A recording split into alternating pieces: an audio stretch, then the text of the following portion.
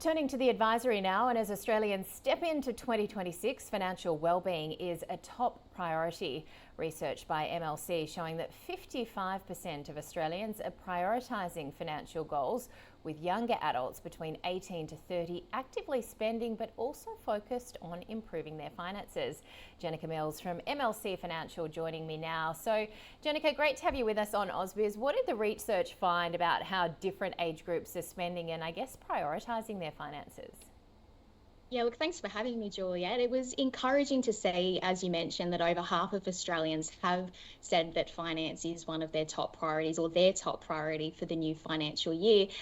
Probably not too unexpected that the younger generation have actually said that it is their top priority, a little more than the older generation. So if we look at that cohort between 31 to 45, we had 62% of people surveyed tell us that finances are their number one concern for the new year. Not too far behind with the 18 to 30-year-olds, 58% of which said that finance is their top priority. Then when we look at our older cohorts, so 61 to 79, they were slightly less focused on their finances at 46%, rating it as their number one concern for the new financial year. And look, I think that's probably reflective of the different stages of life for each of those groups of people and the things that they're aspiring to and trying to achieve. So it's interesting that that younger generation is both driving the spending, but has that focus on finances into the new year? Why do you think that is the case? Yeah, look, it is an interesting one, and on the surface, you kind of think, "Oh, that doesn't seem to marry up." You know, you've got young people saying that finance is their top concern, but when we look at the statistics, 81% of that group between 18 and 30 did also say that their spending had increased or stayed the same year on year. So when we kind of reflect on that, or in the world that we're in today, and the pressures that are facing young people, I think, Juliet, young people are really in a perfect storm of pressure. So we're living in a time that's quite different to generations past. We have a lot of information, the access to information that we have has never been greater. But, I think for some people that can almost cause paralysis, as you're trying to digest this information from different sources, social media, friends and family, and different websites. Young people try and distill that as best they can and apply that to their own situation. But, making financial decisions these days, I think that makes it more complex for some people. Look, I think, the access to information is certainly something that we're very lucky to have.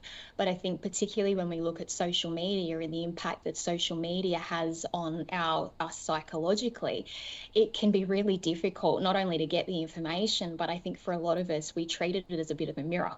And we jump onto TikTok or Instagram and we can use it as a little bit of a pulse check for ourselves and a comparison. And it's very easy to think that, oh, look, we're falling behind because we haven't quite, hit the milestones that this person has or that person has. So, I think for a lot of people, they pause and reflect on that and they think that, they're not equipped enough or confident enough yet to start making those decisions. Yeah, I've spoken to a lot of people, Jenneke, who say how worried they are that people are getting financial advice from the likes of TikTok. What are your tips for young people when it comes to getting finances on track, getting more confident with their money? Yeah, it's a great question. And I think we need to be a little bit realistic. I was raised by my mum and my elderly grandparents who lived in quite a different generation. And, I'm very lucky that I have access to comfort and, whether that's emotional, financial, or physical comforts that I think they could have only dreamed of. And I know they probably look at a lot of the financial decisions I make, Juliet, and they probably think, God, what are you doing? You work in finance. That's completely irrational. But, I try and look at both sides of the equation and I say, look, we are living in quite a different time where, the baseline expectations are different. We do want access to comfort and, quite often people want to bring those purchases forward ahead of when their purchasing power really could kind of give them access to those different things, whether that's a new car or an overseas holiday or a fancy handbag. But whatever it is, I think that young people are trying to battle through that and find a way to access some of those comforts now, while also somehow hitting some of those longer term milestones like home ownership. And, it's no surprise to people, and we all know the climate we're in at the moment and facing into potentially increasing interest rates as the year ahead moves on. I think a lot of younger people get discouraged by the path to home ownership being quite difficult. And I think it can be easy to kind of trade off those longer term goals for the short term instant gratification type purchases. So look, my guidance to young people is you can have it all. It's just working out what's important to you and how those decisions you make today financially are going to actually impact your longer term goals. So, when we talk about financial confidence, I don't think confidence comes after you've, read or amassed a certain amount of information. You build confidence as you go. And I think a great degree of confidence just comes from awareness and really facing into, when you're going to make a financial decision, what is the real cost of that decision? So if you want to go on holidays today or purchase a new car and you also have some longer term goals, what is today's purchase going to actually do to your ability to meet those goals down the track? And we talk about that as being called a budget, which I think, has a bit of a negative connotation. We hear the word budget and we think, oh gosh, does that mean that I can't get Uber Eats once a week and I have to give up all of my comfort and happiness today? But really, it's just sitting down and going, what do I want today? What do I want in the future? What have I got coming in? And how am I actually going to allocate those resources? And what are the trade-offs of my decisions? So, for people that have debt, if you have debt, look at restructuring the debt. Go to your lender, speak to them about what kind of rate they can give you. If you have multiple sources of debt or you've accessed Afterpay, speak to your lender about the most effective ways to pay that debt down. As I've said, face into the reality, set yourself a budget, because what we actually spend and what we think we spend, Julia, they're usually two very different things. So I say to people, write it down, get onto your banking apps, because your expenses have absolutely nowhere to hide. They're there for you in black and white. And it's then sitting down and working through all of that and working out, what is really important to you.